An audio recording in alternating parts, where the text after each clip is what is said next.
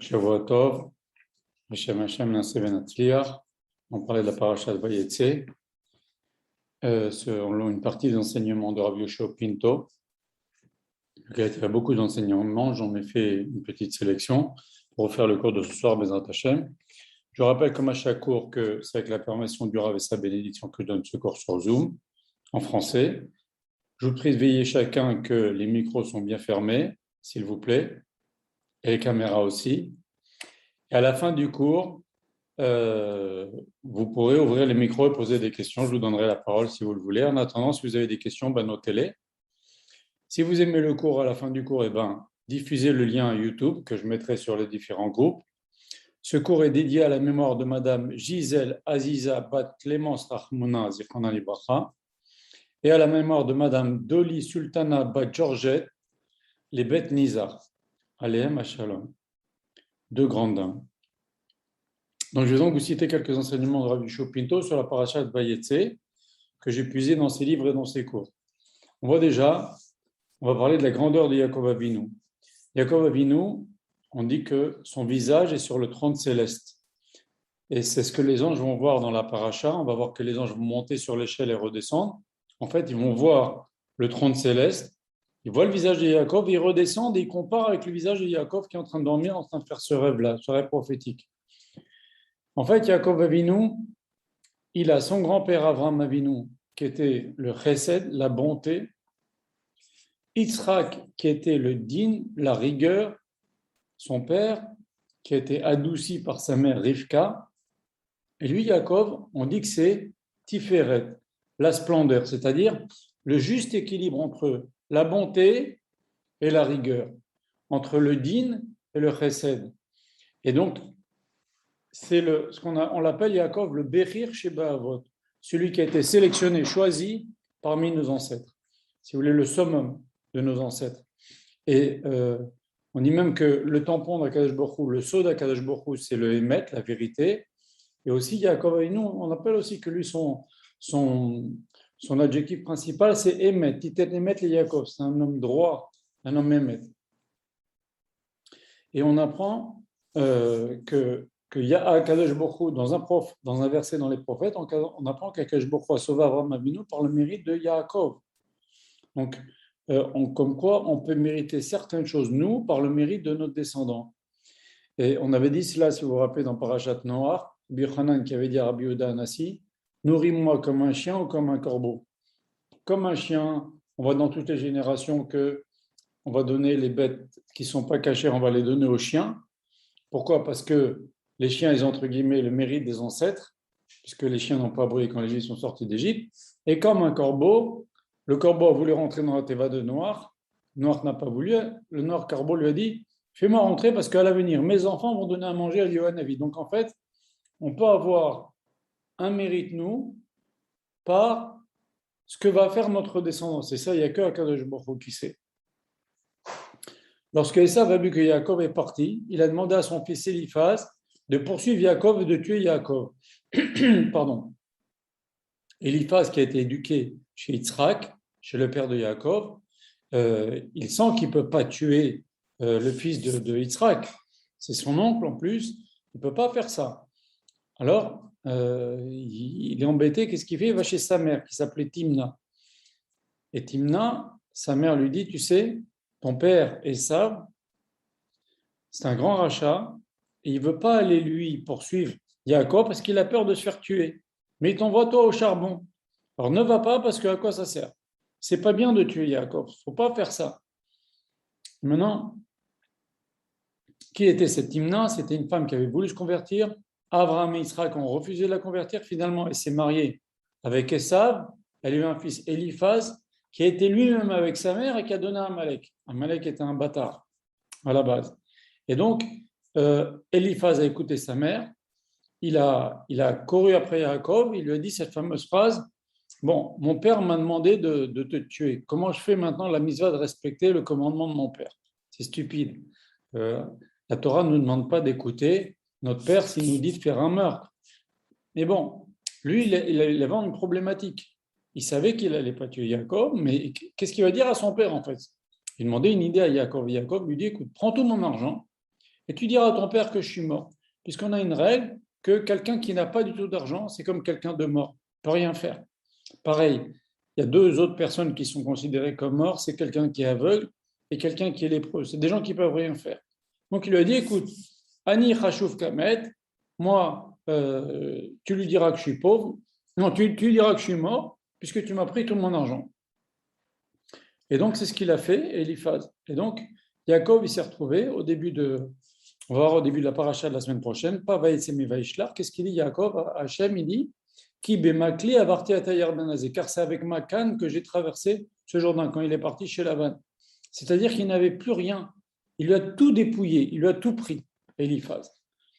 Et donc, c'était après, quand Esav a su que Eliphaz n'avait pas tué Yaakov, il avait pris que son argent, mais il ne l'avait pas tué.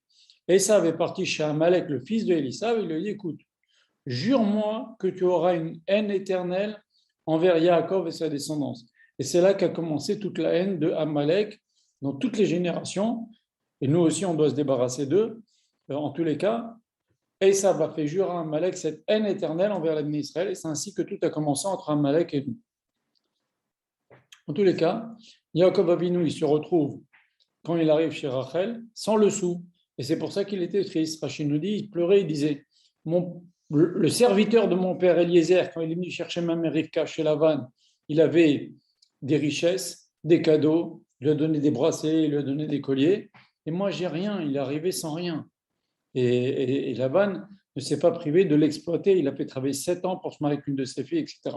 Et encore 7 ans pour la deuxième fille. Donc, vous voyez, il était dans une période, dans une situation triste. Il s'était fait tout prendre. En fait, Akash Baruch Hu, il a voulu que ça se passe ainsi parce que dans l'histoire juive, malheureusement, il y a dans l'histoire juive des épisodes, des périodes où les Juifs ont dû passer une période de misère. Et toute l'histoire de Yaakov, Akash Baruch Hu a voulu que ça se passe comme ça. Ça commence pas très bien, mais à la fin, il ressort avec des grandes, grandes richesses. C'est ce qu'il va dire à Hachem. Il va dire, au début, je suis parti chez Lavan avec que mon bâton, et maintenant je ressors, je suis 2 camps entiers. Il avait des femmes, des enfants, du bétail, des esclaves, il était très, très riche, Yaakov, quand il est sorti de chez Lavan. Mais il a commencé mal. Donc, pour nous apprendre que des fois, il y a des gens qui passent dans leur vie une période difficile, mais Hachem, après, il peut leur en sortir. On raconte une histoire comme ça. Il y avait un jour un grand sadique qui vient chez quelqu'un qui était très pauvre. Il voit dans sa maison, ils vivent très pauvrement, les enfants sont habillés très pauvrement, tout est abîmé, les meubles sont abîmés, la maison est vraiment fatiguée. Il lui dit, avec quoi tu te nourris? Il lui dit, ben voilà, on a une vache. Chaque jour, je trais la vache et j'échange avec le lait. Ben, celui-là, il me donne des légumes, celui-là, il me donne du pain. Avec mes voisins, j'échange. Et comme ça, j'arrive à faire vivre ma famille, mais vraiment très chichement. Qu'est-ce qu'il lui dit le Rav? Il lui dit, est-ce que tu peux me donner ta vache pour nourrir mes élèves à Pessah? C'était sa seule parnassa. Et le type était gêné. C'est sa seule parnassa, c'était la vache. Et il lui a quand même donné. Et après, le type, il s'est retrouvé sans parnassa. Il a été obligé de se débrouiller. Il a cherché de travailler comme ça. À la fin, il a trouvé un travail beaucoup plus rémunérateur. Il a commencé à gagner proprement sa vie, dignement sa vie. Quelques années après, un des élèves du Rav, qui lui avait demandé de prendre la vache pour Pessah, il dit, tiens, je vais passer dans ce village, je vais aller voir ce qui est devenu ce type-là, lequel mon Rav lui a pris sa seule subsistance, c'était sa vache. Et il rentre chez lui et il voit qu'il a une belle maison, les enfants sont bien habillés, il est bien habillé, les meubles sont jolis. Il dit, mais tu peux me raconter un peu, parce que qu'est-ce qui s'est passé? Il dit, ben voilà, qu'est-ce que tu fais? Bien voilà, je gagne ma vie, il lui raconte, mais je crois que tu n'étais pas comme ça, il essaye de le faire parler. Il dit, ouais, avant, pendant des années, ma seule parnassa, c'était une vache. On avait une vache dans la maison. Et avec ça, je vendais le lait, etc. Mais jusqu'à qu'un jour, un grand rabbi, un grand tzaddik qui vient chez moi, il m'a pris ma vache pour nourrir ses élèves pendant Pessah. Et ben, à cause de ça, ben moi, j'étais obligé de me débrouiller, j'étais obligé de faire avec, et j'ai cherché un travail. Et finalement, grand bien m'en a pris, par le mérite de cette tzedaka, plus le fait que je me suis débrouillé, à la fin, je m'en suis sorti. Maintenant, j'ai une parnassa bien, bien meilleure. Mais j'imaginais pas que c'était possible avant. Et donc, en fait, Akadosh Baruch Hu, je vous en prie, s'il vous plaît, faut enlever les caméras, s'il vous plaît. C'est pour ça que Akadosh Baruch Hu, il a fait que Yaakov, ça se passe pas très bien au début, mais toute l'histoire de Yaakov va montrer comment il va monter en puissance et à devenir de plus en plus riche. C'est comme ça dans la vie. Des fois, il y a des périodes difficiles. Combien de gens aujourd'hui combien de gens ont été renvoyés de leur travail. Pour eux, c'était le pire jour de leur vie, mais en vérité, si ce n'était pas fait renvoyer, ils ne se seraient pas devenus indépendants, ils n'auraient pas commencé à avoir une bonne parnassa, etc. Donc, c'est comme ça la vie, il faut s'y faire. Il ne faut pas désespérer parce que c'est une roue qui tourne, les choses peuvent changer. C'est ça l'histoire que Jacob nous apprend.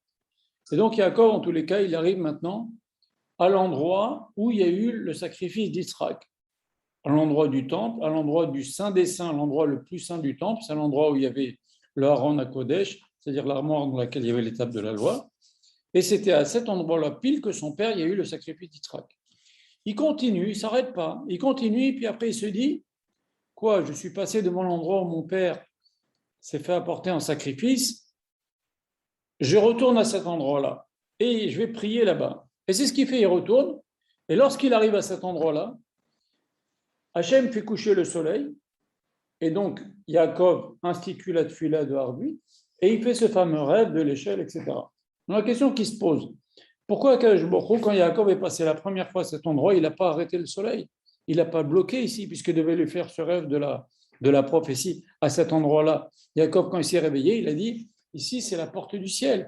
D'ailleurs, c'est pour ça que quand on prie en direction de Jérusalem, quand on habite Jérusalem, on prie en direction du temple et du Saint des Saints. Donc, Yaakov, il est déjà passé une fois. Après, il se rend compte qu'il a dépassé, il a dit, c'est pas possible, je retourne dans l'endroit où mon père a eu la Kedat d'Israël. Pourquoi la première fois où Yaakov est passé, Hachem ne lui a pas fait coucher le soleil, il n'a pas bloqué ici sur place? Parce que, en vérité, ça nous apprend une belle leçon. Ça nous apprend que si Yaakov ne s'était pas arrêté, n'était pas revenu sur son chemin, Hachem ne lui aurait pas dévoilé. C'est-à-dire que Hachem peut dévoiler des grandes choses à quelqu'un, surtout à un prophète. Mais il faut que la personne le veuille. Mais même c'est pareil pour nous au niveau de la spiritualité. Si on veut s'élever, Akadosh Baruch Hu nous aide. C'est parce que Yaakov a voulu s'élever, il a voulu dire, je vais prier à l'endroit où il y a le sacrifice d'Israël, que Hachem s'est révélé à lui, sinon il n'y aurait pas eu ce rêve de l'échelle, il n'y aurait pas eu la promesse d'Akadosh Baruch Hu qui lui dit, ne t'inquiète pas, tu vas revenir chez ton père, entier, vivant, Torah, je te protégerai. Si Yaakov n'avait pas fait cet effort de s'approcher d'Akadosh Baruch Hu, en disant, je vais prier à l'endroit où il y avait mon père, eh bien, il n'aurait pas fait ce rêve. C'est parce que, en vérité, nous disent nos chachamim, là où l'homme veut aller, Akadosh Baruch Hu le mène. Si tu veux t'élever, Akadosh Baruch Hu t'élève. Tu ne veux pas t'élever, eh ben on lui ouvre les portes. Et ben c'est ce qu'il a fait Yaakov. Il a cherché à s'élever, eh ben très bien, Hachem lui a montré. Mais s'il n'avait pas cherché, il n'aurait pas fait le rêve de l'échelle. Maintenant, Yaakov, il fait un serment de donner, après le rêve, Hachem lui a promis que tout va bien se passer pour lui. Il fait le serment de donner le 5e de tout ce qu'il va gagner en sacrifice. Ok? Et de là, on apprend que, s'il vous plaît, je vous en prie, il faut essayer de couper la caméra et le micro, s'il vous plaît. On voit que un homme qui est Betsahar, qui est dans un moment difficile de sa vie, il a le droit de jurer. Il peut jurer. Donc, ce n'est pas tout le monde qui peut jurer. On peut jurer seulement dans 2 circonstances. Seulement si c'est... Je vous en prie, madame, pouvez-vous couper la caméra, s'il vous plaît? Voilà, Razak, merci, madame.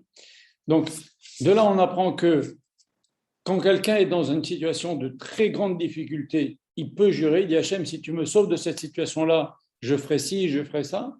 Et autre chose, on apprend dans un autre endroit, quand Boaz, il y a eu Ruth qui est venue dans sa chambre, il a eu le Yetzara qui l'a attaqué, il voulait faire une bêtise, il a juré, il dit je jure que je ne toucherai pas cette femme-là.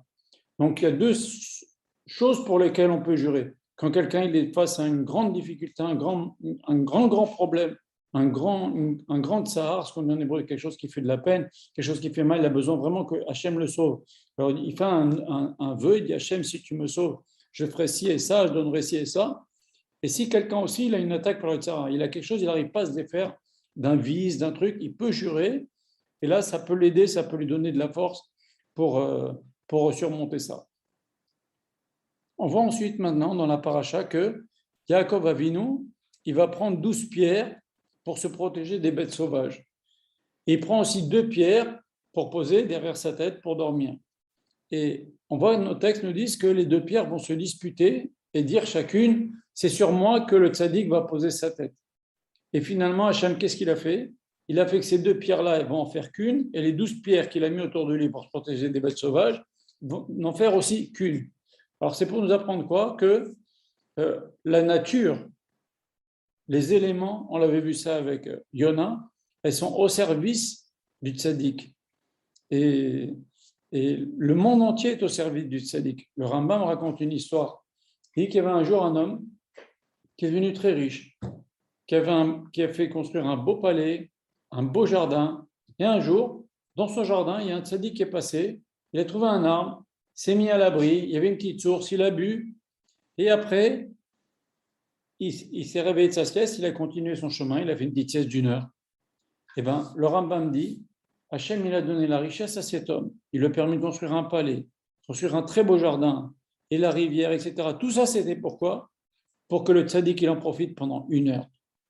Le monde entier est au service du tzaddik, c'est ça qu'il faut comprendre. Toute l'histoire qu'Abraham Avinu, il a dit, s'il y a des tzaddikim, ils vont sauver la ville. En vérité, les tzaddikim, ils sauvent beaucoup de choses. Il y avait une histoire avec le Chafetz Chaim, il a fait une soirée, il a fait venir des donateurs pour construire un hôpital. Et il y avait des gens très riches qui sont venus à cette soirée-là, et il les a honorés, bien sûr, mais il y a aussi des élèves de Yeshiva qui sont venus dans cette soirée-là pour participer, pour boire, pour assister. Le Chafetz Chaim, il les a honorés encore plus que les gens riches.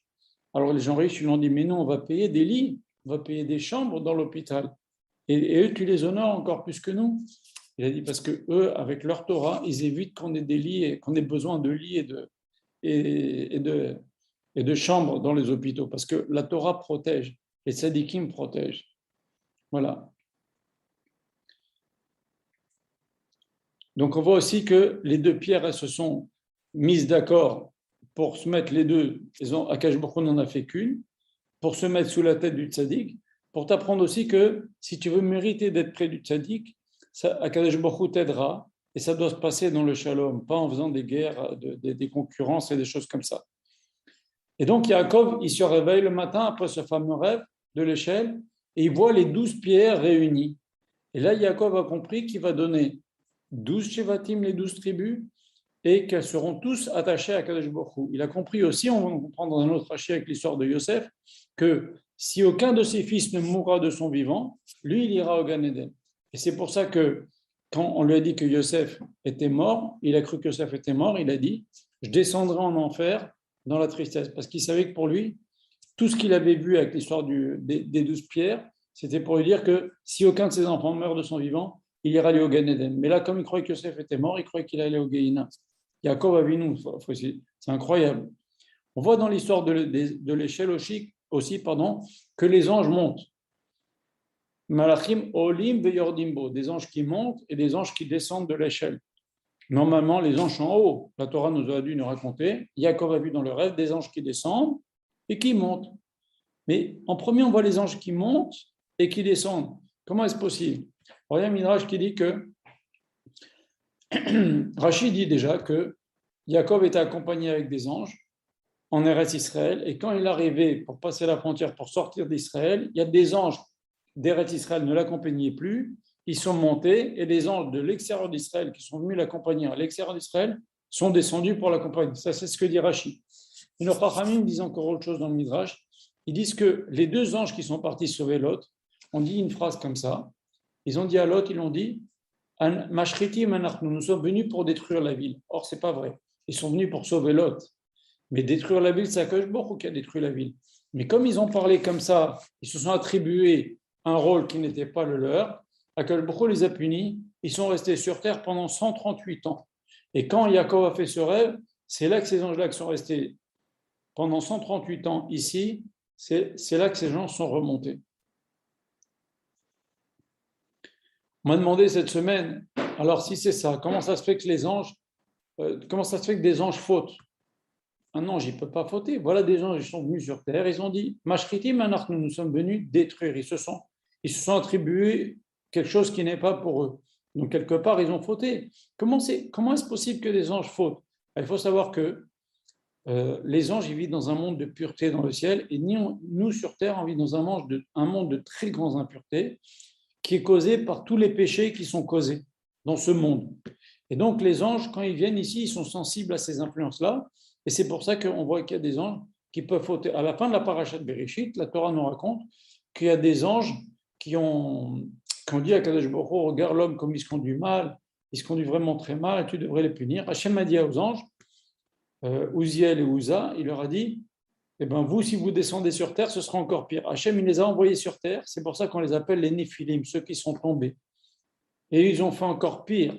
Ils ont été avec les femmes, ils ont été même avec des hommes, ils ont été même avec des animaux. Pourtant, c'est des anges. Et on les retrouve même dans les Meraglim. Quand les Meraglim sont partis en Eretz Israël, ils ont dit, on a vu les anges, ces fameux anges-là. Et donc, même si on a un ange, quand on vient dans ce monde très, très impur, ils sont sensibles à cette impureté-là et ils peuvent faire comme ces deux anges avec l'autre ou comme les anges dont je viens de vous citer. D'ailleurs, on les appelle aussi les Anakim, on les appelle aussi les Rephaim. Donc, ils ont parlé comme ça, les hommes, ils se conduisent pas bien, mais finalement, eux, ils ont fait encore pire. Parce qu'on vit dans un monde très impur. Mais nous, on ne se rend pas compte. Mais les anges, ils ont été abîmés par cela. Il y a marqué dans la paracha, Yaakov, il s'est allongé à cet endroit-là. Quand il est arrivé à l'endroit où il y a la Kedah d'Yitzhak, le sacrifice d'Yitzhak, il a prié la Tfila de Harvi et il s'est allongé à cet endroit-là. Il n'y a pas marqué il s'est endormi, il s'est allongé. Bien sûr, il s'est endormi, il a fait le rêve, mais qu'est-ce que le Chachamim nous disent? Il s'est allongé à cet endroit-là, ça t'apprend que pendant les 14 années où il s'est mis à l'Yeshiva de Ever, où il a appris la Torah, il ne s'est pas allongé. Parce que Yaakov, son père lui a dit, va chez Lavan.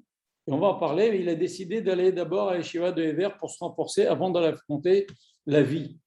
Et donc, là, pendant 14 ans, il était chez Shem Ever, il ne s'est pas allongé. Alors, qu'est-ce que ça veut dire, il ne s'est pas allongé? Alors, les Chachamim nous disent que pendant les nuits, qu'est-ce qu'il faisait? Il disait des Teilim. Ça, c'est ce que dit le Midrash. On voit qu'il y a un rabbi, il n'y a pas si longtemps, le rabbi de Satma. Lui-même aussi, il ne s'allongeait jamais. Il dormait assis sur sa chaise. Et on raconte qu'il disait un peu des choses un peu dures sur le gouvernement en Israël. On lui dit, tu sais, le Mossad, il veut te tuer, etc. Il a dit, moi, je n'ai pas peur. Ça fait 10 générations dans ma famille que personne n'a perdu de semences pendant la nuit. Et donc, qu'est-ce qu'il faisait aussi pour pas perdre de semences pendant la nuit? Avec un mauvais rêve, il dormait assis. Parce que quelqu'un qui est assis ne peut pas perdre de semences comme ça la nuit, Zera Levatala. Et c'est donc une raison peut-être pour laquelle Yaakov, il ne s'est pas allongé pendant toutes ces années dans les Shiva de Ever. D'ailleurs, quand il est au Reuven, qu'est-ce qu'il a dit? Il a dit Reshit Oni, tu es ma première semence. Donc Yaakov, il voulait rester Bekdusha ou Tahara avec une grande pureté, une grande sainteté. C'est pour ça qu'il ne s'est pas allongé pendant 14 ans. Et maintenant, Yaakov, pourquoi il va à cette yeshiva de Shem Ve'ever? Pourquoi yeshiva de Ever, pardon? C'est parce que maintenant, il va changer complètement de vie. Avant, il était avec son père Yitzhak. Il était à yeshiva de Shem. C'était comme quelqu'un qui est à la yeshiva ou au Beth Midrash toute la journée, il étudie. Maintenant, il va devoir affronter, il se jette dans le monde avec tous les vices qu'il y a, avec Lavan qui va essayer de le ruser, il va devoir travailler. C'est plus la même vie que quelqu'un qui était comme au début, Ishtam Yoshev Ohalim, quelqu'un qui était tout le temps en train d'apprendre la Torah. Il vivait une vie de Torah, maintenant il va affronter un autre monde. Et c'est ça qui est important, si vous voulez. La vie et la yeshiva, et la vie dans le monde du travail, le monde, on va dire, en dehors de la yeshiva, c'est pas pareil. C'est bourré de mal, bourré de triche, bourré de gens avec des mauvaises midotes, etc. Donc, il fallait qu'ils se préparent. Il y a un rachis extraordinaire à la fin de Toldot qui dit que Yitzhak n'a pas pu voir Yaakov pendant 36 ans. 22 ans où il était chez Lavan et 14 ans où il était à l'Yeshiva de Shem Ve'ever. Et pour payer cela, Yaakov, qui n'a pas pu honorer son père pendant 36 ans, Yaakov, on lui a enlevé son fils Yosef pendant 22 ans. Mais il y a un différentiel de 14 ans. En fait, Yaakov a été puni, entre guillemets, de ne pas avoir honoré son père pendant 22 ans, plus 14 ans, ça fait 36, mais les 14 ans qu'il a passé à l'Yeshiva de Shem Ve'ever, il n'a pas été puni pour ça. Donc, On ne lui a pas enlevé Yosef pendant 36 ans, on lui a enlevé Yosef que pendant 22 ans. Et 14 ans, il était à l'Eshiva. On ne l'a pas puni, entre guillemets. Pourquoi? Parce qu'en fait, quand Yaakov était à l'Eshiva, on ne va pas le punir de ne pas avoir honoré son père. Il était occupé à faire des mitzvot, à apprendre la Torah, et au contraire, c'est un honneur pour le père, c'est un honneur pour Israël d'avoir son fils à l'Eshiva. Donc il n'y avait pas de raison de lui enlever aussi la présence de Yosef pendant ces 14 années-là. On voit aussi dans notre paracha que le mot tam, on voit dans la paracha de la semaine dernière, il y avait Yaakov Ishtam Yoshevalim, un homme droit. Ok. Mais les gens, quand on leur dit tam, on regarde dans la Gada de Pessah, on dit l'enfant tam. L'enfant, il y a l'enfant qui ne s'est pas posé de questions, et l'enfant tam, on l'appelle un peu l'enfant simple et il ne sait rien, on doit tout lui apprendre. Ok. Et bien tam, ce n'est pas ça du tout. On voit que Yaakov Avinu, il va très bien se débrouiller quand il va s'agir de prendre le droit d'aînesse à Esav. Il a très bien compris qu'il pouvait lui acheter le droit d'aînesse. Il ne fallait pas payer plus qu'un plat de lentilles, ça suffisait pour lui acheter. Il est très malin. Quand il a fallu déguiser pour prendre les bénédictions, ça ne l'a pas dérangé. Il a su le faire. Il a su être malin. Quand il s'est retrouvé avec Lavan, il a fallu défendre ses intérêts alors que Lavan, pendant 100 fois, il a changé les conditions du business qu'il y avait entre eux. Il s'est débrouillé quand même. Donc en fait, Yaakov, c'était tout sauf quelqu'un de simplé, c'était quelqu'un de rusé, quelqu'un d'intelligent, mais droit, avec les gens droits. Mais avec les gens mauvais, on a le droit d'être encore plus malin qu'eux pour défendre ses intérêts. Donc en fait, Tam, c'est pas comme les gens croient. Tam, c'est pas quelqu'un qui est simplé. D'ailleurs, Yaakov Avinu, quand il a vu Rachel pour la première fois, il lui dit, tu sais, je suis le frère de ton père. Et Rachid dit sur place, c'est pas le frère de son père, c'est le neveu de Laban. Alors pourquoi il dit je suis le frère? Rachid dit dans la ruse. Si ton frère, ton père, il est droit avec moi, parce que Rachel lui dit, tu sais, tu vas vouloir te marier avec moi, et mon père, il va te caser Léa. Fais attention. Alors ils ont convenu de signes, etc. Et Jacob lui dit, t'inquiète pas, un malin, malin ennemi. Si ton père est malin, moi je serai encore plus malin que lui. Je serai son frère. Donc Jacob, il n'est pas peur d'être rusé au besoin et pas se faire avoir. Donc en fait, le mot tam, c'est celui qui est droit avec Dieu et qui ne cherche pas, qui se laisse entièrement guider par Akadosh Baruch Hu. C'est ce que dit Rachid dans le verset Tamim Tiyeh Hashem Elokecha. Mais il faut être tam et droit et se laisser guider par Akadosh Baruch Hu. Mais avec les hommes, on n'a pas le droit d'être tam. Avec les hommes, on doit être méfiant, on doit faire attention et pas se faire avoir. Il ne faut pas être tam avec les autres. Il y a marqué dans le verset Tamim Tiyeh Hashem Elokecha. Tu seras tam avec Akadosh Baruch Hu. Droit.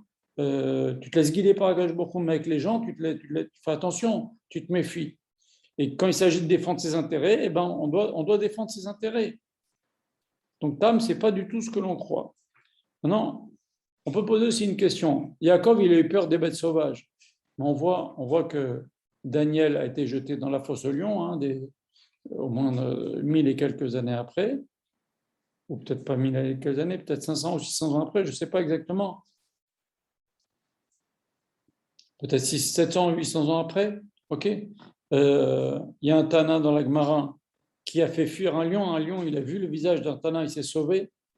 Donc on voit qu'ils n'avaient pas peur du lion. Rabbi Chaim Ben Attar, le Racham Akadosh, il y a peut-être 200 ans, il est monté sur un lion. Et les lions, ils étaient soumis à lui. Alors Yaakov Avinu, il va avoir peur des lions. Comment on peut expliquer une chose pareille? Alors, on peut expliquer de la façon suivante. Il y a une Mishnah dans Pirkei Avot qui dit que Shvuat Shav, un serment en vain, fait venir les bêtes sauvages. Les bêtes sauvages viennent à cause des serments. Et on voit que Yaakov, il a fait jurer Esav de lui donner le droit, de lui vendre le droit d'aînesse.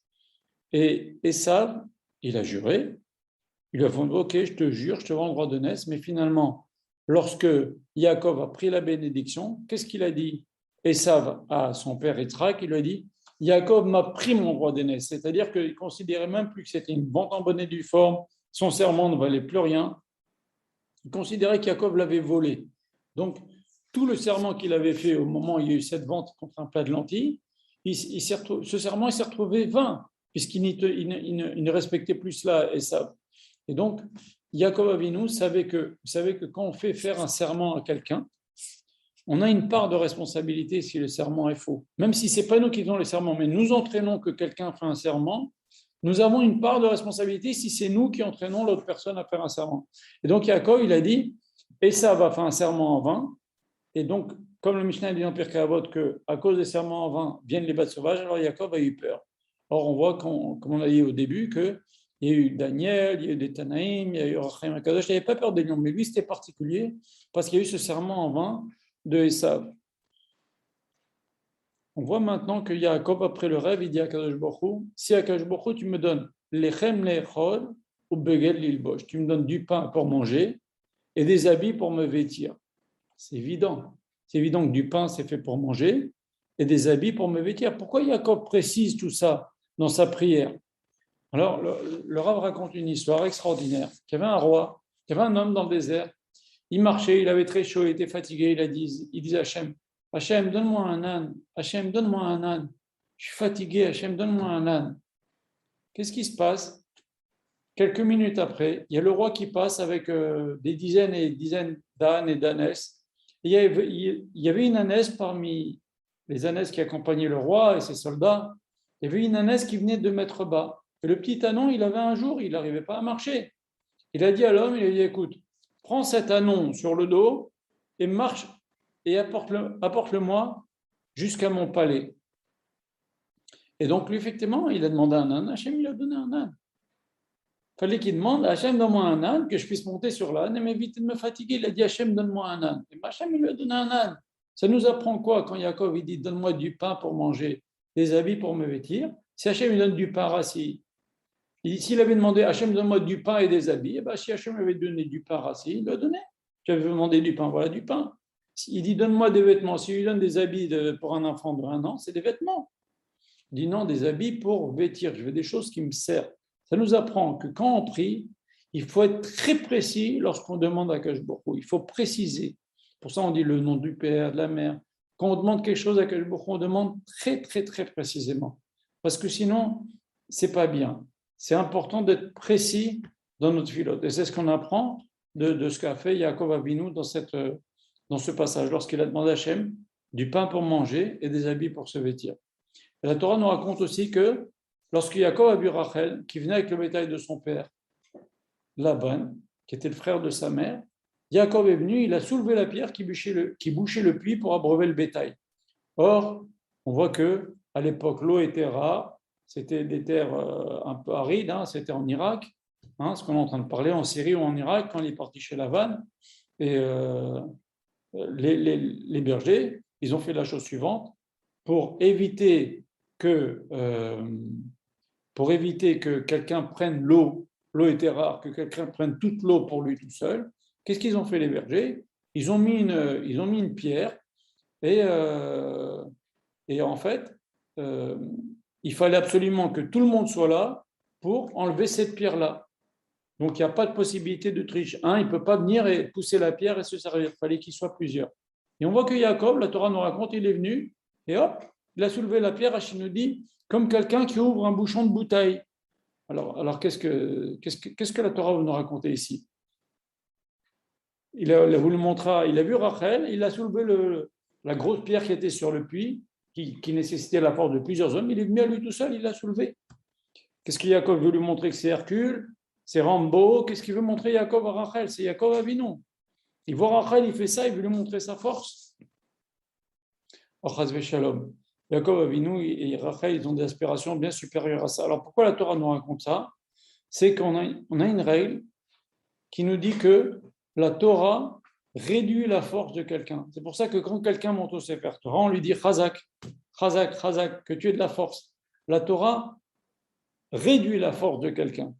Dans la Gemara, dans Sanhedrin, il y avait un jour Resh Lakish, qui est un bandit, il a vu Rabbi Yochanan se baigner de loin, et il a cru que c'est une jolie femme.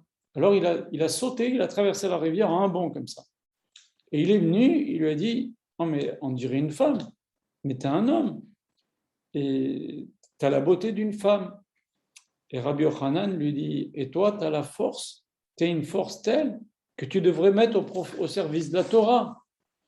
Si tu te mets ta force, au lieu d'être un bandit, tu viens avec moi, je t'apprends la Torah, tu deviens un Talmid Chacham, tu deviens un tzaddik, je te donnerai ma sœur, elle est encore plus belle que moi. Il a dit d'accord. Et comme ça, Resh Lakish, il a arrêté de faire du mal. Il a suivi Rabbi Yochanan. Mais il a voulu, après, retourner de l'autre côté de la rivière. Il a voulu bondir comme il a fallu aller. Il n'arrivait plus. Pourquoi nous dit la Gemara? Excusez-moi. Pourquoi? Parce que la Torah fatigue. Maintenant, Yaakov Avinu, il vient de passer 14 ans à la yeshiva de Hever. Et voilà que la Torah, excusez-moi, la Torah ne l'a pas fatigué. Il a la force de soulever cette pierre. Alors, on apprend de là que quand on dit que la Torah fatigue, ça fatigue pour les choses profanes. Mais pour les mitzvot, ça donne encore plus de force. D'apprendre la Torah, ça donne encore plus de force. Et Yaakov n'a pas été affaibli par ces 14 années parce que maintenant, il va faire une mitzvah de chesed. Rachel vient avec le bétail de son père. Il lui fait du chesed. Comme ça, elle n'attend pas au soleil. Donc, en vérité, on retient de ça que la Torah fatigue la personne pour tout ce qui est chose chol, chose profane. Et pour la Torah, pour les choses simples, l'étude de la Torah donne encore plus de force pour faire une mitzvah. Vous savez l'histoire aussi que le Chachamim nous raconte dans le Gemara que Rabbi Akiba, il s'est marié avec la fille de Kalva Savoie qui s'appelait Rachel. Et elle lui a dit, elle avait 20 ans de moins que lui, mais elle a vu chez lui qu'il avait une qualité, que ce qu'il faisait, il le faisait bien. Elle a dit, cet homme-là, s'il se consacre à la Torah, il va réussir. Et donc, il s'est marié avec elle. Son père l'a déshérité. Il vivait dans la misère. On en a déjà parlé plusieurs fois sur les cours sur Rabbi Akiba. Et il a essayé d'aller apprendre la Torah. Et voilà qu'il n'y arrive pas. Il n'arrive pas, il passe des jours à apprendre la Torah, puis il était gêné, il était avec des enfants, alors que lui, il avait 40 ans, il a fait tchouva à 40 ans. Et puis un jour, vous savez, vous connaissez tous l'histoire, il passe devant une source comme ça, et il y avait l'eau qui coulait de cette source-là, il y avait des gouttes qui tombaient sur une pierre, et ça fait un creux dans la pierre. Et il s'est dit comme ça, il a dit, si l'eau, à force de couler sur la pierre, l'eau s'étendre, c'est de l'eau. Elle a réussi à faire un trou dans la pierre, à force, à force, à force. Donc, a fortiori, la Torah qui est comparée à l'eau, elle va réussir à rentrer dans mon cœur. Si l'eau, elle a réussi à creuser la pierre, la Torah qui est comparée à l'eau, elle va réussir à rentrer dans mon cœur. Et ça l'a donc encouragé. Et au lieu d'abandonner, il est reparti étudier jusqu'à qu'il réussisse bien. Et donc, Rabbi Akiba, vous savez que Moshe Rabbeinu représente la Torah écrite, Rabbi Akiba représente la Torah orale. Eh ben, dans les Sfarim Magdoshim, il est marqué que Rabbi Akiba, c'était le Gilgul de Yaakov Avinu. Et Rachel, c'est le Gilgul de Rachel Imanu. Et Yaakov, il est en train donc maintenant lui faire un remez à Rachel. Quand il vient, il déplace la grosse pierre. Il lui dit, tu sais, tu vois cette grosse pierre? Là maintenant, c'est moi qui te sors. T'enfermer chez ton père, t'enfermer dans l'impureté. C'est moi qui t'en sors. Tu vois? Mais rappelle-toi de cette pierre-là et de l'eau, car dans de nombreuses années, c'est toi qui vas me sortir de l'impureté. C'est toi, Rachel, qui va être le Gilgul, qui va revenir en Gilgul, en Rachel, la fille de Kalba Savoie, qui va me sauver comme moi je reviendrai en Gilgul, comme Rabbi Akiba. En fait, il faut savoir que être juif, c'est bien. Il faut faire la Torah, c'est très bien. Mais il est bon que chaque juif réfléchisse. Pourquoi il est venu sur terre? Qu'est-ce qu'il est venu arranger? Quelle est sa mission? Qu'il essaye de réfléchir. On en a déjà parlé dans les cours. C'est bien de faire, il faut faire la Torah sans, ça ne doit pas nous conditionner notre avodat Hashem. On doit servir à Kadosh Baruch Hu betmimout, comme on a dit tout à l'heure. Mais il est bon pour un juif de savoir qu'est-ce qu'il est venu arranger, qu'est-ce qu'il est venu faire. On a déjà dit dans les cours que si tu veux savoir ce que tu es venu arranger, ce que tu as fauté dans une vie précédente, regarde là où tu as le plus de Yetzer Hara. On avait dit ça dans le Gaon de Viner, le cours sur Yona. Eh bien, c'est là donc que tu dois arranger. Eh bien, Yaakov aussi, il savait tout ça. Il a fait un remez à Rachel, qu'il allait revenir et qu'elle allait, lui, après, Rachel, le sortir de l'impureté quand il viendra à Rabbi Akiva. On voit que maintenant, Yaakov, il dit à Lavan, il lui dit, tu es ma chair et mes os. Reste travailler avec moi. Quand Yaakov arrive, Laban essaie de voir s'il est riche. Il se rappelle que Eliezer, le serviteur de Yitzhak, quand il est venu prendre sa sœur Rivka, il est venu avec de grandes richesses. Il voit qu'Yaakov n'a rien. Il lui dit, bon, écoute, tu es ma chair et mes os, mais reste travailler avec moi. Et c'est ce qu'il va faire. Et après, au bout d'un mois, il va lui dire, eh bien, écoute, qu'est-ce que tu veux maintenant comme salaire? Alors Yaakov lui dit, eh ben moi, si tu me donnes Rachel, ta petite fille, ta fille la plus jeune, je travaillerai pour toi 7 ans. Et il va rester 7 ans à travailler, et au bout de 7 ans, il est censé se marier avec Rachel. Et donc Laban va le tromper. Mais la Torah nous dit quelque chose d'extraordinaire, elle nous dit que les 7 ans sont passés comme quelques jours. C'est étrange. Bon, on va en reparler, Bezrat Hashem. En tous les cas, Laban lui dit, tu es ma chère et mes os. Alors, reste travailler avec moi. Et c'est que ces expressions, la Torah, chaque mot de la Torah veut nous apprendre quelque chose. Alors, ça veut dire quoi, tu es ma chère et mes os? Le Gaon de Vilna, il explique comme ça. Il dit que euh, il y a trois, la Gemara nous dit, dans Masechet Nida, page 31, qu'il y a trois associés dans l'homme. Il y a Kadosh Baruch Hu, Dieu qui donne l'âme et les 5 sens. C'est pour ça que quand Kadosh Baruch Hu reprend sa part, excusez-moi, je termine. L'homme, il donne tout ce qui est blanc. Il donne les os, il donne la moelle épinière, il donne les nerfs, il donne le cerveau, il donne le blanc de l'œil. Et la femme donne tout ce qui est rouge. Elle donne les muscles, la chair, la peau, les entrailles et le noir des yeux. Maintenant, quand quelqu'un meurt, en fait, c'est Akadosh Baruch Hu qui reprend sa part. Il reprend l'âme et il laisse ce que le père et la mère ont donné, un mort, un cadavre. Puisque s'il n'y a pas l'âme, eh ben c'est de la chair et des os, mais qui ne sont pas vivants. C'est Akadosh Baruch Hu qui a repris sa part, qui a repris l'âme. Et donc maintenant, on voit que Lavan dit à Yaakov, tu es ma chair et tu es mes os. Pourquoi? Le Gaon de Vilna dit quelque chose d'extraordinaire. En fait, Lavan est en famille avec Yaakov par le père et par la mère, puisque l'arrière-grand-père de Lavan, c'était Terach. Et l'arrière-grand-père de Yaakov, c'était aussi Terach, le père d'Abraham. Le père, Abraham a eu 2 fils. Il a eu Abraham, qui a eu Israël, qui a eu Yaakov. Et il a eu Nahor, qui a eu Milka, qui a eu Bethuel, qui a eu Lavan. Donc en fait, ils sont de la même famille par le père. Donc tu es méso. D'accord? C'est ça qu'il dit, tu es méso. Et tu es ma chair, c'est quoi? La chair, c'est quoi? C'est par la mère. Ta mère, c'est Rivka, c'est ma sœur. Donc il lui a dit, tu es ma chair et tu es méso. C'est pour ça qu'il lui a dit ça. C'est joli. J'ai voulu vous le dire ce soir. Alors maintenant, je reviens à ce que je venais de vous dire. Yaakov dit à Laban, je vais travailler pour toi pendant 7 ans et je me marierai avec Rachel. Ils ont dit d'accord. Il lui a dit d'accord. Et donc, la Torah nous dit, il a travaillé 7 ans et c'est passé comme quelques jours. C'est quand même bizarre parce que normalement, on voit les fiancés, un jeune homme qui est fiancé avec une jeune fille qui est fiancée avec un jeune homme. S'ils se marient dans 3 mois, ils sont pressés de se marier. C'est long, 3 mois d'attente. Et la Torah nous dit que les 7 ans lui sont passés comme quelques jours. Alors c'est étrange cette expression que la Torah nous donne tous ces détails. Alors, qu'est-ce qu'on apprend de là? On apprend que quand on veut faire une mitzvah, c'est facile d'attendre. Jacob voulait avoir les 12 Shevatim. Il voulait aussi donner, il voulait être gentil avec Rachel, il ne voulait pas prendre. Donc quand on veut faire une mitzvah et quand on veut donner, c'est facile d'attendre. Quand on veut prendre, c'est difficile d'attendre. Et donc Jacob qui voulait que donner et faire une mitzvah, avoir les 12 tribus, il ne voulait pas prendre particulièrement, alors c'est facile d'attendre. Pour lui, c'est pour ça que la Torah nous donne ce détail. Ensuite, on voit dans la paracha que Rachel nous dit, que la Torah nous raconte que Rachel est jalouse de Léa. Et Rachid dit, elle est jalouse des bonnes actions de Léa. Mais quelles bonnes actions Léa a fait en plus que Rachel? Rachel, elle lui a donné son mari. Mieux que ça, si Léa est mariée aujourd'hui, c'est parce que Rachel lui a donné son mari. Puisque nos Chachamim nous disent que les gens avaient une petite chanson que les gens répétaient. Ils disaient, Israël a 2 enfants, le grand c'est Esav et Yaakov c'est le petit. Laban a 2 filles, la grande c'est Léa et la petite c'est Rachel.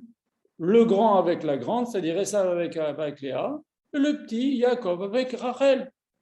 Donc Léa, elle allait se retrouver avec Esav. Et la Torah nous dit qu'elle avait les yeux moches. Elle n'était pas jolie à cause des yeux. Les yeux n'étaient pas jolis. Pourquoi? Parce qu'elle pleurait, elle pleurait, elle pleurait. On dit même le Midrash, il dit qu'elle avait perdu tous ses cils tellement elle pleurait. Tellement elle pleurait pour ne pas se marier avec Esav.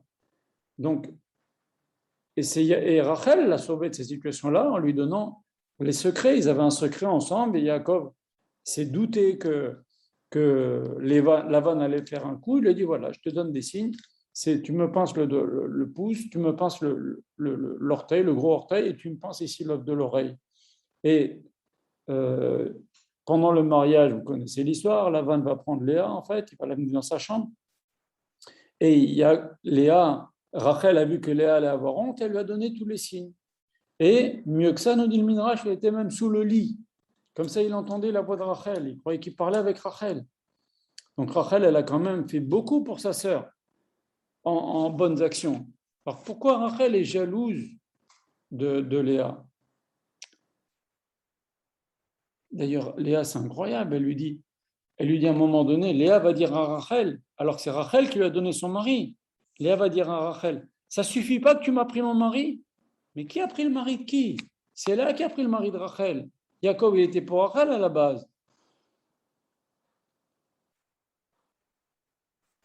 En fait, Rachel, Léa était énervée parce que elle lui a dit, tu as pris mon mari, en fait, tu as pris l'amour de mon mari.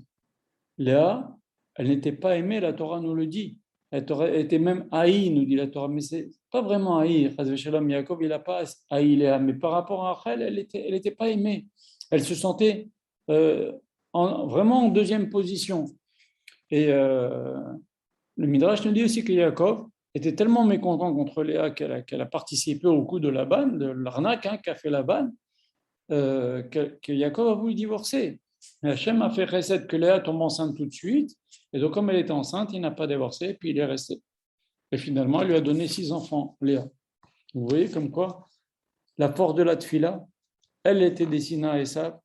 Finalement, c'est elle qui a fait la majorité des tribus d'Israël, en a fait 6/12, à elle seule. Et les autres, c'est sa servante Bila, Zilpa, la servante de Rachel, et Rachel a fait 2. Elle a fait Benjamin et Yosef. Donc la force de la tfila, elle était mal partie dans la vie, elle était partie pour se marier avec Esav. Finalement, elle s'est mariée avec Yaakov. Par quoi? Grâce à quoi? Grâce aux pleurs, grâce aux prières, l'importance de la tfila. Maintenant, Rachel, elle dit à Yaakov, elle lui dit, donne-moi des enfants, dans notre paracha qui vient, il lui dit, donne-moi des enfants, sinon je vais mourir. Et Yaakov s'énerve, la Torah nous dit, il s'emporte contre elle, il lui crie dessus. Yaakov lui dit, est-ce que je suis à la place de Dieu, moi, qui t'a privé des enfants? Sous-entendu, Dieu décide à qui il donne des enfants. À toi, il t'a pas donné, Rachid nous dit, à toi, il t'a pas donné des enfants, mais à moi, il m'a donné des enfants, j'ai des enfants avec Léa, il y a des enfants. Non, toi, il t'a pas donné d'enfants, moi, il m'a donné des enfants. C'est difficile de comprendre que Yaakov Avinu puisse parler comme ça à une femme qui est dans la tristesse de ne pas avoir d'enfants. Une femme qui est dans la tristesse de ne pas avoir d'enfants, tu ne lui fais pas encore plus de la peine. Là, Yaakov lui dit, bah, toi, il t'a pas donné d'enfants, moi, il m'a donné des enfants. C'est pas tellement une belle façon de parler. C'est dur à comprendre que Yaakov lui parle comme ça. D'ailleurs, il a été puni, la Torah nous dit, le Midrash nous dit, Yaakov, tu as parlé comme ça à une femme qui a de la peine, je te jure que Rachel, elle finira par avoir un enfant qui s'appelle Yosef, et tous tes enfants Yaakov, ils vont tous se prosterner devant son enfant à elle.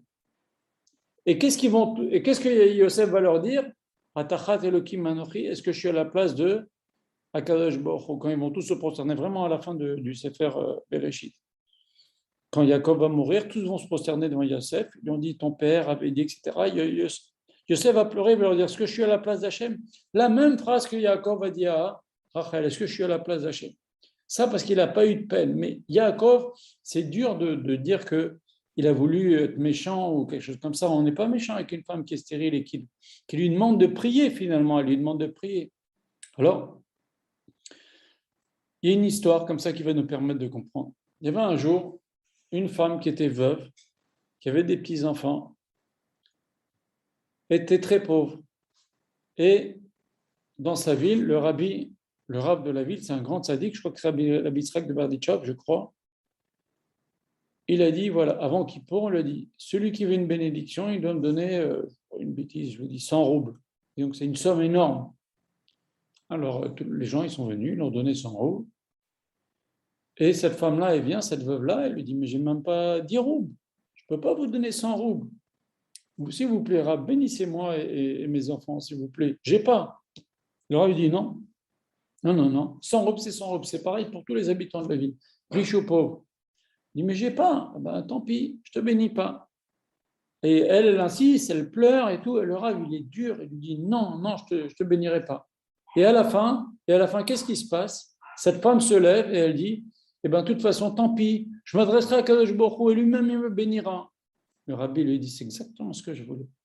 Je voulais que tu arrêtes de mettre ta confiance en moi et de croire que moi, le rabbi, le tzaddik, toi, tu as un pouvoir de prière. Utilise-le. Adresse-toi directement à Kadosh Baruch Hu.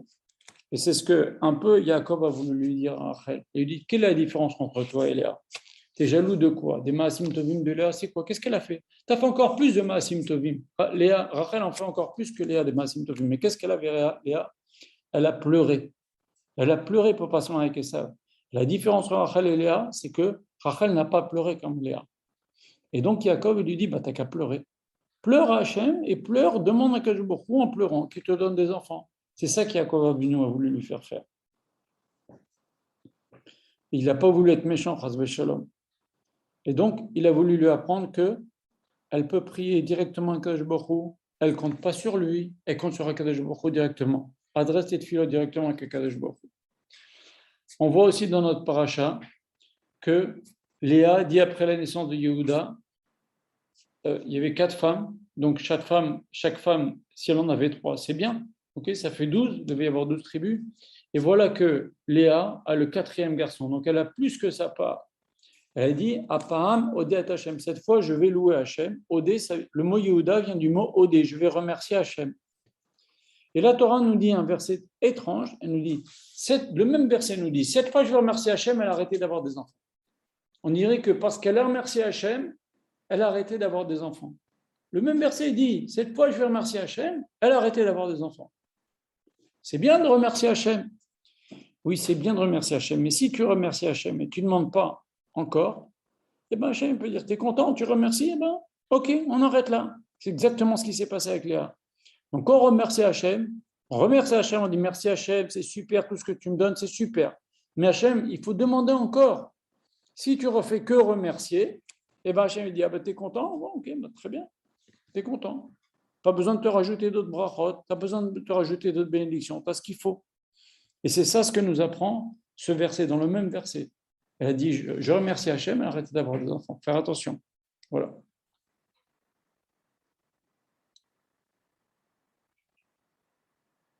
Rachel, à la fin de la paracha, elle avait volé les téraphim, les idoles de son père. Elle les a mis sur la selle du chameau. On avait enlevé les selles du chameau, on les a posées dans sa tente. Elle s'est assise dessus.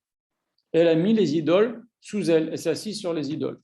Et quand son père est venu, elle lui dit, écoute papa, je m'excuse, je ne peux pas me lever pour t'honorer. C'est normal, on se lève quand son père rentre dans une pièce. Je ne peux pas me lever pour t'honorer car j'ai le derer nashim. Derer nashim, c'est les règles. Et elle lui dit, ben voilà, j'ai mal au ventre, je ne peux pas me lever.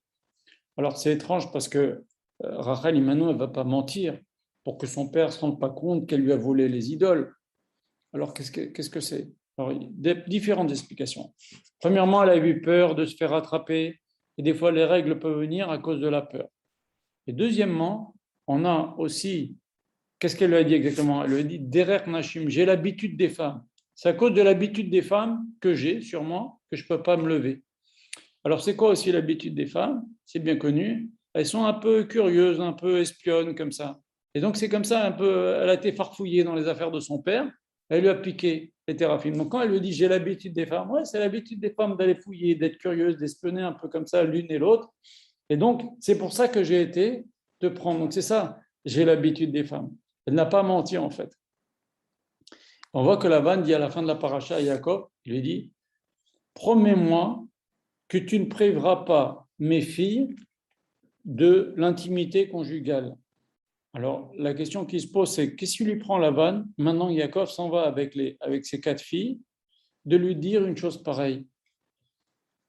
Pourquoi ça viendra à l'idée à Yaakov de priver une de ses femmes de l'intimité conjugale? Pourquoi maintenant cette crainte-là de Lavan, leur père? Parce que Yaakov était marié avec 2 femmes. On n'a pas le droit de se marier, avec 2 sœurs, excusez-moi. On n'a pas le droit de se marier avec 2 sœurs. Mais disons que comme c'est en dehors d'Israël, alors bon, il s'est dit, ça va. Mais en rentrant en Eretz Israël, il savait Yaakov très bien, et les femmes aussi, Rachel et Léa, savaient très bien qu'une des 2 allait mourir. Et Lavan n'a pas pensé à ça. Il s'est dit, Yaakov, il va divorcer d'une des deux. Donc, il a dit, promets-moi que tu ne diminues pas l'intimité conjugale avec mes filles.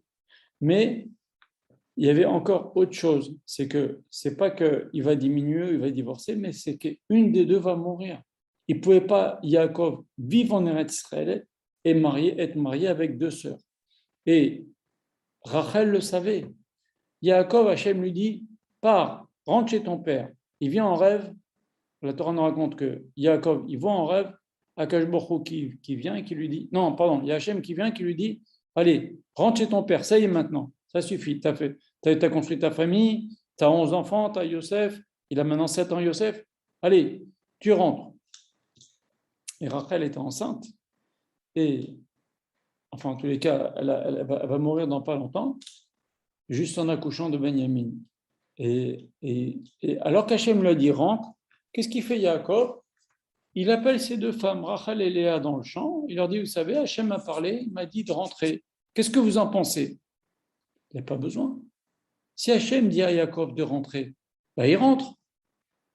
Son père et son grand-père, Hachem a dit à Abraham, tue ton fils. Et ben Abraham, il était prêt à tuer Yitzhak. Alors qu'est-ce que c'est? Il va demander à Rachel et Léa. Et bien parce qu'en fait, il y avait un challenge, c'est qu'il savait maintenant qu'on rentre, Hachem lui a dit de rentrer, mais si je rentre en Eretz Israël, je ne peux pas être marié avec deux sœurs. Donc une des deux va mourir. Et Rachel, qui était mariée en deuxième, on voit que c'est elle qui prend la parole et qui lui dit, écoute Hachem, on rentre. Même si le prix à payer, ce n'est pas marqué dans le texte, mais même sous-entendu, même si c'est le prix à payer qu'elle meurt. Et Yaakov, c'est pour ça que Léa est plus grande que Rachel, et c'est Rachel qui est le principal de la maison, la femme principale. Elle vient et elle dit à Yaakov, allez, on rentre, même si Et en vérité, elle savait très bien qu'elle allait mourir en entrant en Israël, et c'est ce qui va se passer. En entrant en Eretz Israël, elle va mourir. Mais c'est étrange, ça répond à la question, pourquoi Yaakov a demandé à ses femmes? Si Hachem l'a dit de rentrer, tu rentres, il n'y a pas besoin de demander. C'est sûr qu'elles vont être d'accord. Deux dernières petites choses, on voit que Yaakov, il dit à Lavan, lui dit, pourquoi tu es parti comme ça? Si, quel menteur, Lavan, il lui dit, si tu étais parti, tu m'avais prévenu, je t'aurais accompagné avec des orchestres, on aurait fait la fête, c'est pas vrai. Hachem, on dit dans la Gada de Pessah, Arami, Oved, Avi, Lavan l'araméen, Lavan le tricheur, il voulait tuer Yaakov, il voulait tuer tous les enfants de Yaakov, ses propres petits-enfants, il voulait les tuer. Lavan. D'ailleurs, Hachem, en rêve, il vient et lui dit, ne parle pas à Yaakov ni en bien ni en mal. Et Rachid sur place, il dit, pourquoi il ne lui parlerait pas en bien? Lavan, il n'a qu'à parler en bien à Yaakov. Non, parce que le bien d'un rachat, c'est mauvais pour un tzaddik. Donc, Hachem est venu intervenu et Lavan lui dit, si Hachem ne m'avait pas parlé cette nuit, j'étais dans mon pouvoir de vous faire beaucoup de mal. Donc, il voulait nous faire du mal. Et Yaakov s'explique, lui dit, tu sais pourquoi je suis parti? Parce qu'un jour, j'ai dit que tu allais m'empêcher de partir. Ça, c'est ce que dit le texte. Yaakov aurait dû dire à Lavan, parce que j'avais peur que tu m'empêches de partir. Mais Yaakov, il ne dit pas comme ça, il dit, j'ai eu peur parce que j'ai dit que tu allais m'empêcher de partir. Et alors, qu'est-ce qu'il y a en phrase? C'est parce que, en plus, il y a parce que j'ai dit. En fait, Yaakov, un jour, il a dit à voix haute, il a dit, et si Lavan, il m'empêchait de partir, à partir du moment où il a dit ça, il a ouvert la bouche au Satan. Il a donné une force à Lavan de l'empêcher de partir. Pourquoi? Parce que c'est sorti de sa bouche. C'est ce qu'on dit en hébreu. Altif tarpe la Satan. Il ne faut pas ouvrir la bouche au Satan. Il faut faire attention à ce qui sort de sa bouche. Même là, Yaakov, quand Lavan il va chercher son idole, Yaakov il va dire que celui qui t'a pris les idoles meurt. Il ne savait pas que sa femme elle avait pris les idoles. Et à cause de ça, Rachel, elle est morte en accouchant. Donc, aussi pour l'autre raison qu'on a dit, qu'elle ne pouvait pas de toute façon venir à Israël, mais en tous les cas, ça nous apprend quoi? Ça nous apprend qu'il faut faire attention à ce qui sort de sa bouche. On ne peut pas dire que je meurs, qu'il meurt, qu'il arrive, qu'il m'arrive ça. On ne peut pas parler comme ça. Il faut savoir, dans le Zohar HaKadosh, c'est marqué, il y a toujours plein d'anges qui sont prêts, qui se baladent, qui sont là pour prendre ta parole et la montrer devant HaKadosh Baruch Hu, lui dire qu'elle se réalise. Et c'est ce que Yaakov avait peur. Il a dit à Lavan, il a dit, j'ai peur parce que j'ai dit qu'un jour, tu allais me faire du mal. Et David Amelech, il dit aussi dans Télim, il dit, parce que ce que j'ai eu peur, ça m'est arrivé. On attire les choses mauvaises, mais encore plus quand on les prononce.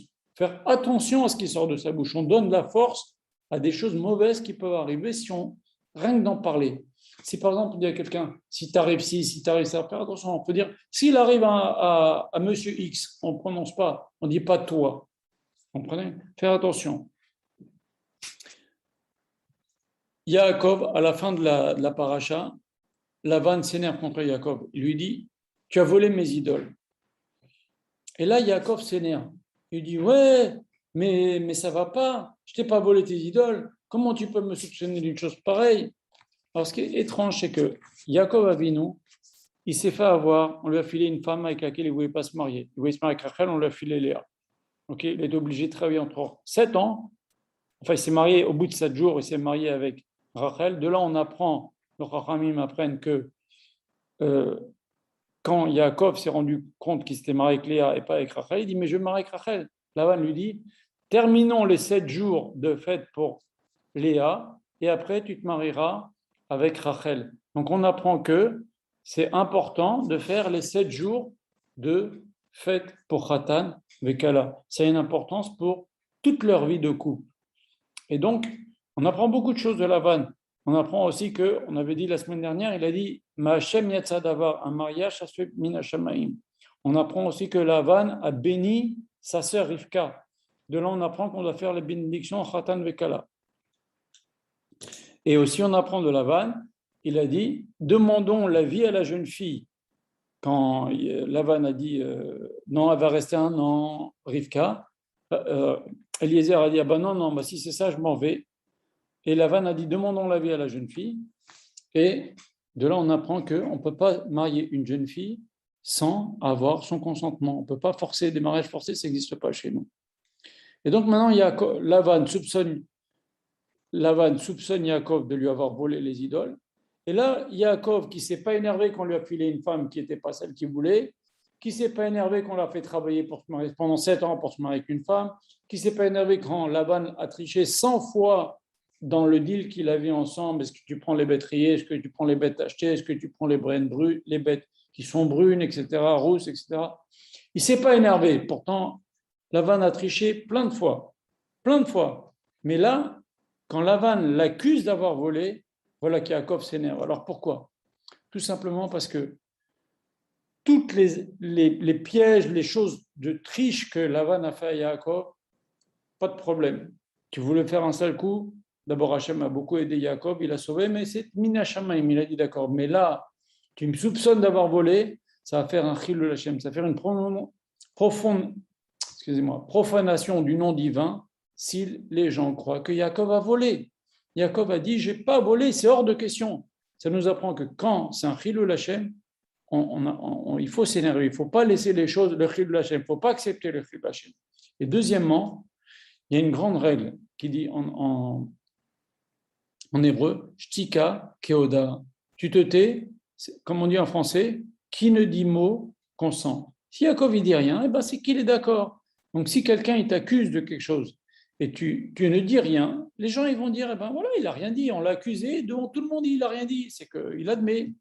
Donc faire attention, il ne faut pas, quand il y a quelque chose qu'on n'a rien fait et qu'on a accusé à tort, il ne faut pas se laisser faire, il faut parler, il faut dire non, c'est pas vrai, même si tu veux t'énerver, tu veux être calme, mais dis c'est pas vrai. Et quand il y a un chilul Hashem, encore plus, il ne faut pas laisser faire une chose pareille. Voilà. Donc, c'est bien d'être patient, c'est bien d'être lent à la colère, mais la limite, c'est le chilul Hashem, s'il y a une profanation du nom d'Hachem, et aussi, si on se tait, c'est admettre. Voilà. Le cours est terminé, on a parlé 1h05, Baruch Hashem. Donc, pour résumer ce qu'on a appris aujourd'hui, on a appris que Esav, c'est lui qui est parti voir Amalek, qui lui a fait jurer d'avoir une haine éternelle envers les Juifs. C'est comme ça que toute l'histoire avec Amalek a commencé. On a appris que Yaakov a eu une vie, à un moment donné, il a vécu sans rien, il était très pauvre, et avec l'aide d'Akadosh Baruch Hu, il est finalement, à la fin de notre paracha, ressorti très riche. Donc, c'est momentané, la vie c'est un cycle, il ne faut pas désespérer, la roue de la vie peut faire remonter. D'ailleurs, quand on est bas, on ne peut que remonter.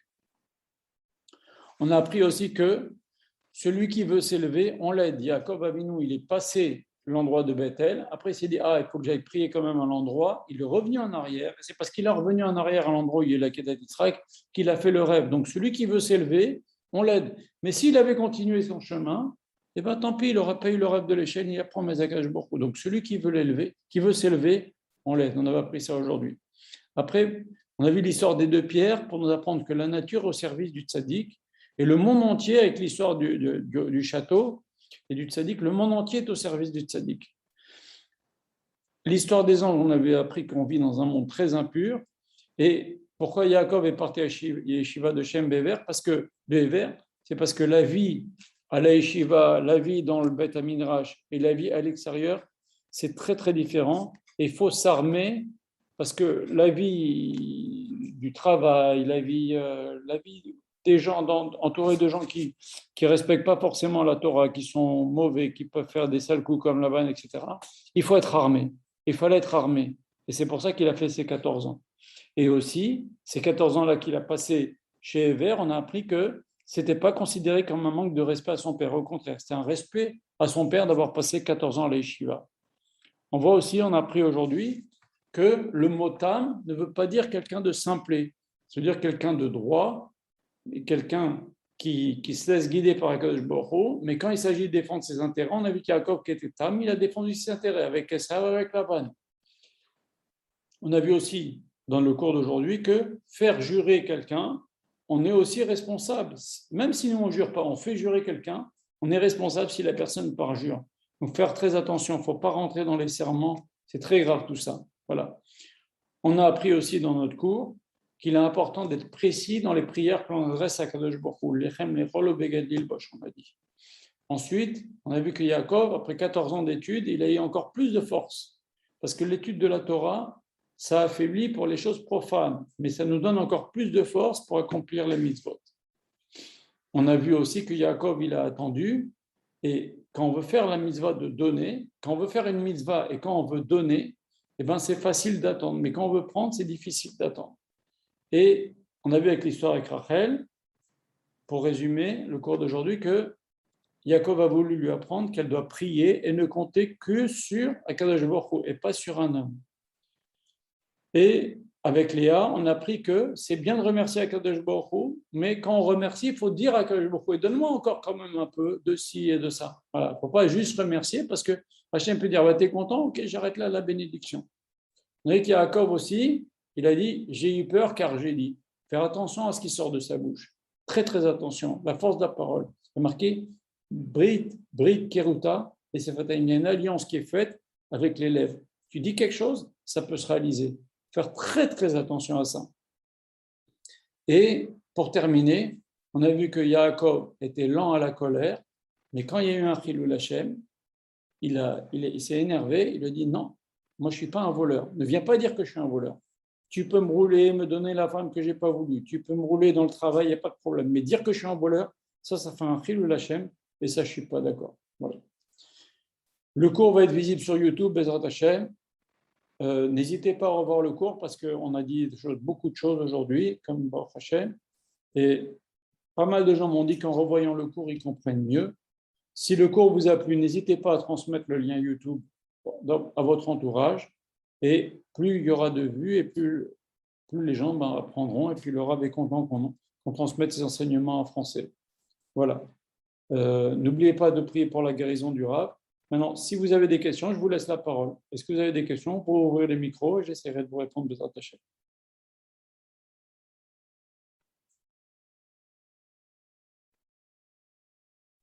Pas de questions? Bonsoir Eliaou. Top. Alors, Shabbat Tov. Ça va Eliaou.